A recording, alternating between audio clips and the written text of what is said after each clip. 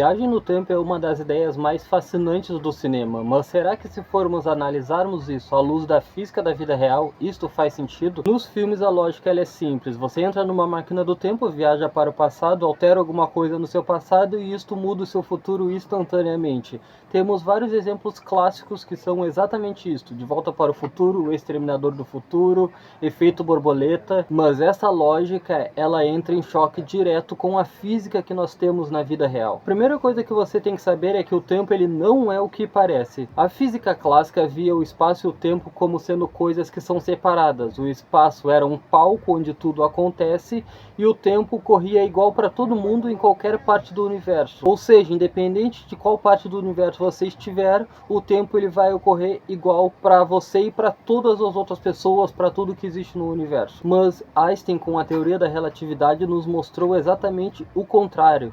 Einstein nos mostrou que o espaço e o tempo são a mesma coisa, que o espaço e o tempo estão interligados, com 3 dimensões de espaço, altura, profundidade e largura, e uma 4ª dimensão, que é a dimensão tempo. Então a física moderna já sabe que o tempo e o espaço são coisas que andam juntas, não tem como elas andarem separadas, não tem como existir tempo e não existir espaço, ou existir espaço e não existir tempo. As duas coisas têm que estar totalmente conectadas, e é graças a essa informação que nós conseguimos medir distância utilizando o tempo, por exemplo, a medida de distância astronômica, que é o ano-luz, que faz com que a gente consiga saber a distância entre um corpo e outro corpo, analisando o tempo que a luz demora para viajar de um corpo até outro. Então nós só conseguimos fazer isso justamente por saber que o espaço e o tempo são a mesma coisa. E o que isso significa? Significa que o tempo não corre igual para todos. O tempo depende do espaço em que você estiver. Por isso que em um buraco negro o tempo passa mais devagar. E o que significa isso na prática? Significa que quanto mais rápido você se move, mais devagar o tempo passa para você em relação a quem estiver parado, em relação a quem estiver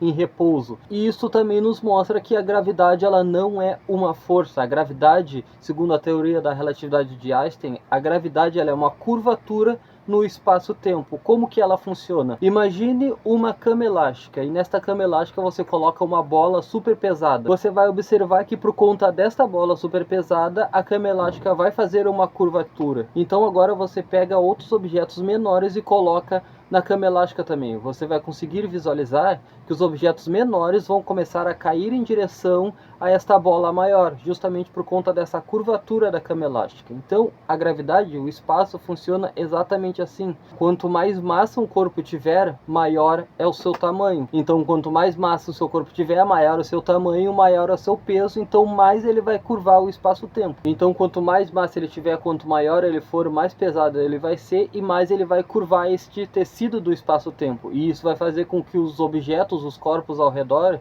tenham mais ou menos facilidade para cair em direção a ele. É por conta disso que os planetas estão em órbita em relação ao Sol, por causa que o Sol é o corpo do sistema solar que tem a maior massa, então os outros corpos ao redor, como os planetas, estão em órbita em relação ao Sol, porque o Sol está curvando o espaço-tempo e está fazendo com que os outros corpos caiam em direção a ele. É assim que funciona a órbita. E um buraco negro, por exemplo, ele tem uma massa tão intensa, mas tão forte, que ele curva o espaço-tempo de maneira absurda. Então, por isso que as coisas que estão ao redor do buraco negro têm mais facilidade para ser puxadas em direção a ele. E por conta dessa curvatura absurda do buraco negro, o tempo corre mais devagar dentro dele. Então a teoria da relatividade de Einstein nos mostra isso, que o tempo está relacionado com o espaço. Curiosidade é que atualmente a teoria da relatividade geral é a atual teoria da gravitação. E esta deformação é justamente o que a gravidade é, uma curvatura no espaço-tempo. O tempo passa mais devagar para objetos que são supermassivos. Então por isso que num buraco negro o tempo passa mais devagar. O tempo passa mais devagar em relação ao Sol do que na Terra. Então quanto maior for o objeto, quanto mais massa ele for, mais devagar o tempo vai passar para ele. Então o tempo aqui na Terra não é o mesmo tempo de Marte, não é o mesmo tempo de Júpiter, não é o mesmo tempo de Saturno, porque são planetas com massas diferentes. Por isso que o tempo em relação ao Sol é muito mais rápido do que o tempo em relação a um buraco negro, a uma estrela de nêutrons, por exemplo, que é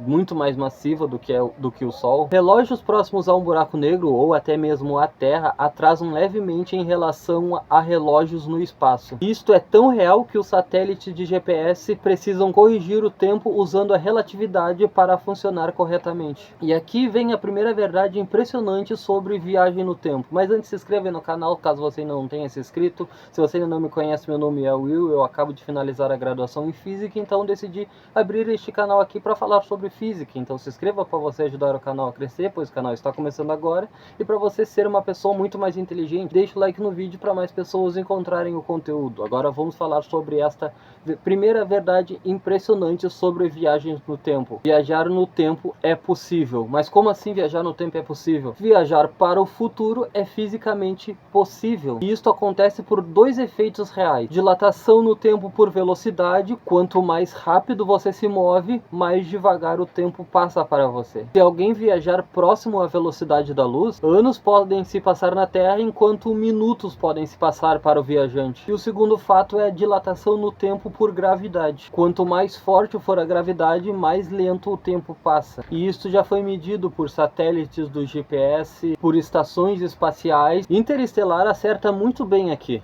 Agora começa o problema. Voltar para o passado, como os filmes como De Volta para o Futuro nos mostram, aí já é outra história. E o principal obstáculo disso é a lógica. Você conhece o paradoxo do avô? Imagine que você volta no tempo para impedir o nascimento do seu avô. Logo você deixaria de existir, logo não poderia voltar no tempo, então o seu avô existiria, então você voltaria. E isto é um ciclo lógico impossível, é um paradoxo. A física odeia paradoxos. Todos nós já tivemos aquelas vontades de voltar no tempo para impedir que nós façamos certas coisas no passado, mas se nós voltássemos no tempo e pedisse que a gente fizesse aquilo, logo a gente não teria o aprendizado que aquilo nos mostrou, logo a gente não teria por que voltar no tempo para impedir aquilo.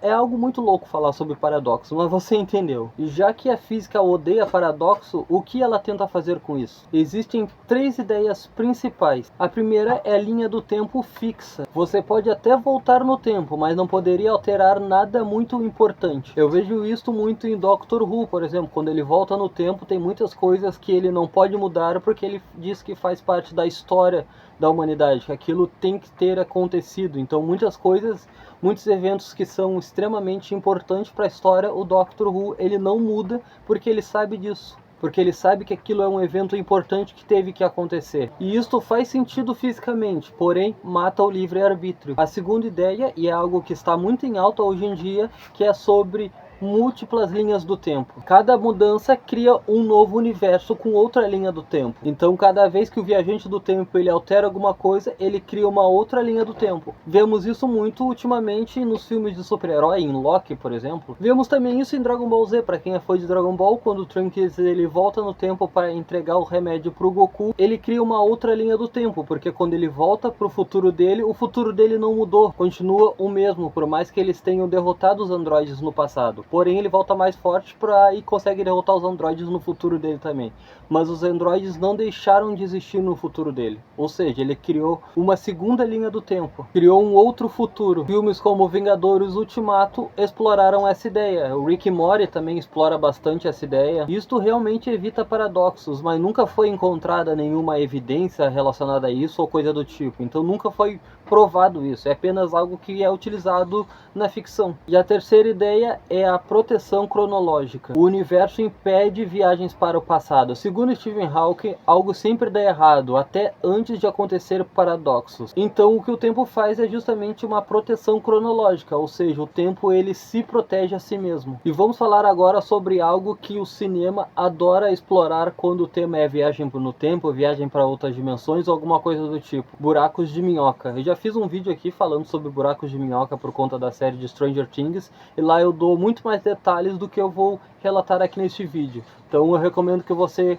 assim que terminar de assistir esse vídeo, assista esse outro vídeo sobre buracos de minhoca também, porque aqui vai ser algo um pouco mais resumido. Mas buracos de minhoca, eles podem interligar dois pontos no espaço-tempo. Imagine que você tem que viajar da Terra até a galáxia mais próxima, a galáxia de Andrômeda. Se você viajasse em linha reta, você iria demorar aproximadamente 3 milhões de anos para fazer esta viagem, mas se você pudesse viajar através de um buraco de minhoca, você levaria apenas algumas horas para fazer esta viagem. A explicação mais clássica sobre como um buraco de minhoca funciona é justamente a seguinte: imagine que um habitante dessa folha de papel, ou seja, deste espaço, tem que se deslocar do ponto A até o ponto B. Agora imagine que esse espaço ele é curvado assim. Existe um buraco que liga o ponto A até o ponto B.